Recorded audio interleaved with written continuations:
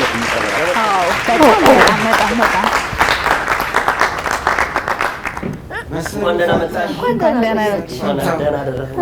እንኳን አደረሰሽ። በጣም ደስ የሚል ቆይታ በዓሉን ድምቅ ነው ያደረግሽልን። የበዓል ነገር ሳስታውስ አንድ በጣም የምንወደው ሙዚቃ ላይ የእሷን ድምፅ የሚመስል ሰማሁኝና ምናልባት ልጠይቅሽ የሰለሞን ደመቀ ላይ አንቺ ነሽ ቆይ አበባዬ ወይ አልተወለድኩም በእውነት አንድ አይነት ነው እንትኑ ፋሚሊዎቼ ናቸው። የሽመቤት የማን ነው ነው የማን አክስቴ ናቸው። የሽመቤት ዱባለና ብርቱካን ዱባለ ናቸው። ግን አይገርምም? የራስሽን እንኳን አደረስሽ። ለማንኛውም እኔ ደግሞ መሰሉ ፊት ሆኜ ዛሬ በአካል አግኝቻት ኢንተርቪው በማድረጌ በጣም ደስ ብሎኛል። እውነት ለመናገር በጣም ማከብራት መወዳት ታላቅ ድምጻዊ ስለሆነች ደስ ብሎኛል። አመሰግናለሁ ስላገኘሽ። ደስ ብሎናል ስለመጣሽ ሞቅም ስላደረግሽን። እኔ ግን ማለት ነው ብዙ ጊዜ ካየሽ ሙዚቀኞች የበዓል ማለት ሙዚቃ ነው እንጂ ከዛ ውጪ ሙያ ያላቸው ወይ የሚለው ነገር ያጠራጥራል። መሰሉ እንዴት ናት? ሙያ ያላት ወይ? ምን አይነት ሙያ? ዶሮ አለ፣ ጠላ አለ፣ በዓል ላይ የሚስተናገደው በሙሉ በእውነት ዛሬ ነሽም ያው ሁሉ ነገር አልቋል። አዎ ግን ያው ስራችን የሚገጣጥመን ነገር የለም እንጂ ለዛን ቀን ባይሳካልንም ሁሉን ወክዬ ማውራቴ በጣም ይቅርታ፣ ራሴን ወክዬ ላውራ። የዛን ቀን ላይሳካልኝ ይችላል ስልሽ ስራ ስለሚገጥመኝ እንጂ ቤት ውስጥ የሚያውቁኝ ያውቁኛል። በጣም ጎበዝ ነኝ። ባለሙያ ነኝ። ከጠየቀች አንፃር አሁን እኔ አንቺ ደረቆት ቆልተሽ የምታውቂው አይመስለኝም። አይ ደረቆት ቆልቼ አላውቅም። አታውቂም? ግን ሂደቱን ታውቃለች። ሂደቱን አይ በቃ ካልቆላች አልቆላች። አይ አልቆላ አላውቅም። ደረቆት ምንድነው? ምን አይነት ጠላ ነው የሚወጣው? ደረቆት ደረቆት ምንድነው ደረቆት? እስኪ አንተ ልጠይቅህ። ከበቆሎ እንደዚህ በምጣድ አድርገው በብረት ምጣድ አድርገው የሚቆሉት። አይ እንደሱ ቆልቼ አላውቅም። ሁሉም እኮ ይለያያል አይደል? የሁሉም ሙያ ይለያያል። በየቤቱ የሚሰጠው ሙያ ይለያያል። አብሽሎ ታውቂያለሽ? አብሽሎ ምንድነው? አንተ ግን የቲክታክ መጫወቻ አይደለም። አብሽሎ አታውቂም? አብሽሎ ምንድነው? እኔ እናቴ ስታረግ ያየሁት ጠላ ስጠምቅ ያየሁት ጌሾ ብቅል ታረጋለች። የ3 ቀን ጥስስ ይሆናል። አንዳንዱ ደግሞ 5 ቀን። ከዛ በኋላ በቆሎ፣ ገብስ፣ ማሽላ፣ ጤፍ፣ ቀይ ጤፍ አንዳንድ ታረጋለች። እንደሱ አርጌ እንደ ቂጣ በምጣድ ወደ የጠላ ቂጣ ነው የሚባለው። የጠላ ቂጣ ነው የሚባለው። ይሄማ ሁሉም ያውቀው ነው። እንደየቦታው ግን ይለያያል። አብሽሎ እንደየሙያው ይለያያል። የማይሰራበት አጋጣሚ ነው። በእውነት ሌላ ቦታ ደግሞ አሁን እንዳልከው ምንድን በእንኩሮ አድርገው የሚታሰር ፊሊተር ያደርጋሉ። አሁን ሰርተሻል። አሁን በደንብ ትችላለሽ እንጂ ቂጣ ከሆነ እኔ ቂጣ ጋግሬ በስነ ስርዓት ጠላ ጠምቃለሁ።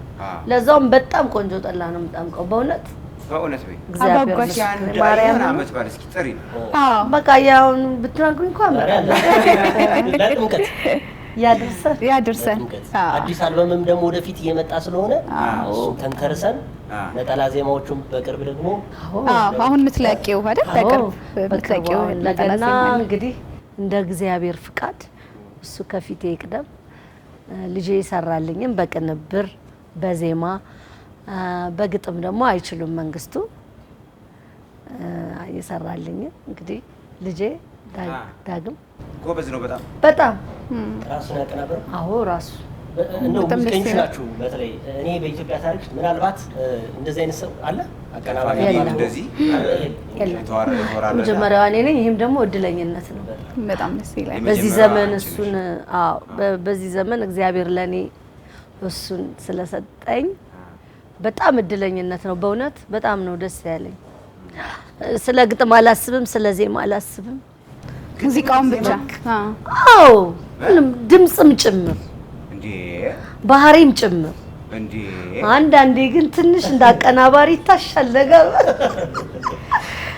የምር ፈልገሽ ነው እንደዚህ ፕሪንት ያደረግሽው? አይ አይደለም፣ እግዚአብሔር አይቶኝ ነው። እኔ አይቶኝ ነው። ጎብኝቶኝ። መሰሉ በነገራችን ላይ ገና ልጅ ነሽ። ምን ያህል አልበም ነው ከዚህ በኋላ መስራት? አይ አላውቀውም። እግዚአብሔር እንዳለ እግዚአብሔር እንደፈቀደው ነው እንጂ እኔ ያለ ለምሳሌ አሁን ዘፋኝ ነኝ፣ ግን ሌላ ስራ ቢኖረኝ የምዘፍን ሴት አይደለሁም። አትቀላቅለኝ። ስራሽ ስለሆነ ብቻ ነው ስራዬ ስለሆነ ብቻ ነው እንጂ ሌላ ስራ ብሰራ የመስፈን አላማ ያለ ልጅ አይደለም። የምርሽን? አዎ ግን የምር እኮ በጣም አሪፍ ሙያ አይደለ ነው። ቆንጆ ነው ለሚፈልገው። አንድ ዘፈን ዘፍነሽ 300 ብር 300 ሺህ ብር 400 ሺህ ብር ታመጫለሽ። አንዲት ጠረጴዛ ሽጠሽ ግን እንደዛ ታዲያ ይሄኛውን ነው የምወደው። ይሄኛው ጠረጴዛ ሽጬ ያገኘሁትን ገንዘብ ነው የምወደው። አንተ በገለጽከው አማርኛ ማለት ነው። ለምሳሌ አበባም ሊሆን ይችላል፣ ምግብ ቤትም ሊሆን ይችላል። ስለዚህ አሁን ድምጽሽ ቢሸጥ ኑሮ ድምጽሽን ሽጭንና ግን ንግዛሽና ሌላ ስራ አዊ በጣም በቃ እኔን እንትን ለሚያደርጉኝ ሰዎች አሁን ሙዚቀኛው ነህ የሚያስጽፉብህ ሰዎች አሉ አይደል? ሙያ እኮ አላቸው። በቃ ግን እኔ ውስጣቸው ላለው ሰው ነበር የምሰጣቸው። ከዛ በኋላ እኮ አልፈልገውም ወሰዱብሽ በኋላ ይሰዱ በገር በኔ ተንቶ ወይ ያስቸግረኝ የለም አይ በገር በኔ ችግር የለም። በጣም ደስተኛ ነኝ እንደዛ ቢሆን።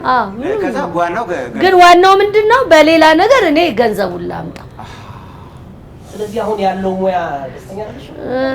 አይ ያው ስራዬ ስለሆነ ሰራለሁ እንጂ ግን ልጄ ላይ ሳይው በጣም ነው የምደሰተው። ላንቺ ስላልታወቀሽ ነው። አይ አይደለም ጎበዝ ነሽ አይደለም ምናምን እኮ አይደለም የምናወራው። እውነት ነው። በቃ ማለት ለኔ የሚያስደስተኝ ሌላ ስራ አለ። እውነት ነው። ግን እኔ ደግሞ በጣም ድምጽሽ ስለምወደው እንደዚህ ስላልሽ ለምን እንደከፋኝ እኔም ከፍቶኛል። ለዛ እኮ ነው ይከፋል። ድምጽ በጣም ስለሚያምር ትዲላቸው ስለሚችል ይሄ በቃ የራስሽ ነው። ግን በጣም ድምጽሽ ግን የሚወደድ ስለሆነ አንዳንድ ሰው ብዙ ብትሰሪ ይናፍቃል አይደለ? አዎ። ግን በቃ ለምሳሌ አሁን ይሄ ሙዚቀኛ መታተር አለብህ። ገብቷላ? እንደዚህ አይነት ሴት አይደለም። እኔ አሁን የምፈራው በጣም ለሚወዱሽ የሙዚቃ አፍቃሪያኖች አንድ ቀን በቃኝ እንዳትል። አይ ይላል እሱም በሌላው ራሱ ከባድ ነው እኮ እንዴ! በቃ አስጨነቃችኋት። አልጨነቅም። ውስጤን ነው የምናገር። ያስፈራሉ። ሙዚቃ እኮ ምንም በቃ የሆነ ስራ በቃ ግን ብዙ ሰዎች እኮ ፈልገው ከልጅነት አያገኙትም። ችግሩ እሱ እኮ ነው። ምን መሰለሽ የሚታትሩትም አያገኙትም እኮ ታታራም አትፈልገውም። ፓሽን የሚባል ነገር አለ እኮ። ፓሽን ማለት የምትፈልገውን ነገር መኖር ነው። አርቱ ላይ የምትፈልገውን ነው እየኖርክ፣ ግን ብዙ ብር ላታገኝበት ትችላለህ። መሰሉ ግን የምትኖርበትን ደግሞ እያገኘችበትም ይመስለኛል። በዛ ልክም ባይሆን በምትፈልገው ልክ። አይ ሙዚቀኛ እንኳን በለፋ ልክ ያገኘ ሰው የለም።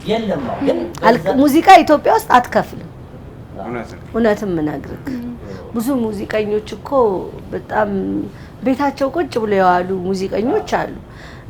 ያው ሶሻል ሚዲያ ደግሞ የሚያራግባቸው ሙዚቀኞች አሉ። ሙዚቀኛ ያልሆኑ ሰዎች አሉ። ግን ደግሞ በጣም ሙዚቀኛ ሆነው ደግሞ ቤታቸው የተቀመጡ ሙዚቀኞች አሉ። አሁን በጣም ብዙ ጊዜ ኢንተርቪው ሲሰጥ አስቸጋሪ ስለሆነ ብዙ ባጠይቁኝ መልካም።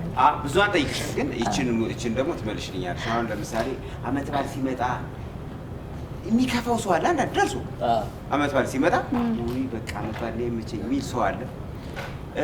አመት በዓል ደግሞ ሲመጣ የሚያሸበርቅ አለ። ገና ከፊቱ ጀምሮ ወዘናው የቅቤ ቅልብ ይመስል ሰው አለ። ምን አይነት ነው ያንቺ ስለ አመት በዓል ላይ ያለሽ? ላለው ሰው ሁልጊዜ አመት በዓል ነው ላለው ሰው። ሆኖም ግን አመት በዓል ሲመጣ የሚከፋው ሰው አለ እንዳልከው። ግን እኔ አልከፋም። አመት በዓል በጣም ነው ደስ የሚለው። ገና ደግሞ የሶስቱም ልጆቼ ልደት ነው። የሚገርም በ29 የመጀመሪያዋ ልጄ፣ በ27 የዳግም፣ በ26 የትንሹ ታሳስ ነው የኔ ልጆች። ስለዚህ ዛሬ ልደታቸው አላርም ቀጥረሽ ነው እንዴ? የፈለከው ማለት ትችላለህ።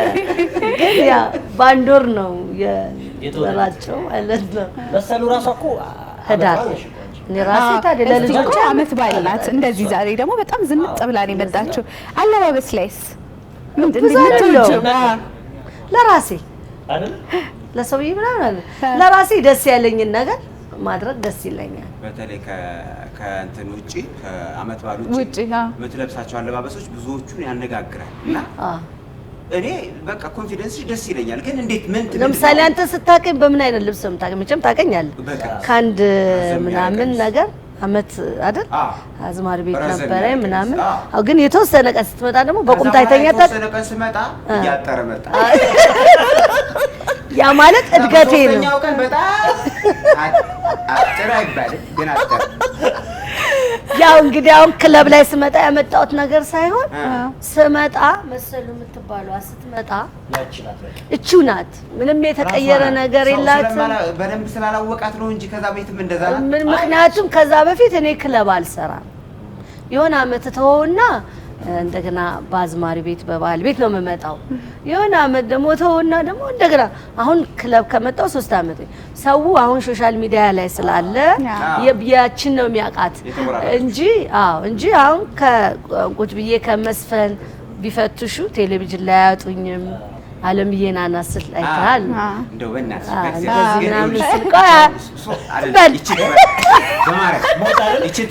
አይ በእውነት ይጀምራል። አንዳንድ ሙዚቀኞች ሰምታና ጉሮሮ ምናምን ጉንፋን ይዞኛል። ምን ይደረጋል? አንተ ጀምርላት፣ እሷ ትቀጥለዋለህ። አይ እሱ በጣም የሚያምርበት ፍቅር በእኔ ጸንተው። እሺ እሱ አትበልኝ። አሁን ያልከው እኔ በእውነት ጉሮሬ አንዳንዴ ትጠርጋል። ጥረጊና ጀምሪ እንጠብቃለን። እስኪ አንተ በለው። በጣም ጎበዝ ዘፋኝ እኮ ነው በነገራችን። አንቺ አሁን እኔ አንቺን ድምጽ ቀጣይ ያለውን እኔ እላለሁ። አንተ በላለኝ ደስ ያለን ከኔ የምትወደውን አንዱን ደሞ ናና አንተ ጉብል ሙና አይላና ይደሙና ደሞ ጠረኩት። ማርያም አይ በቃ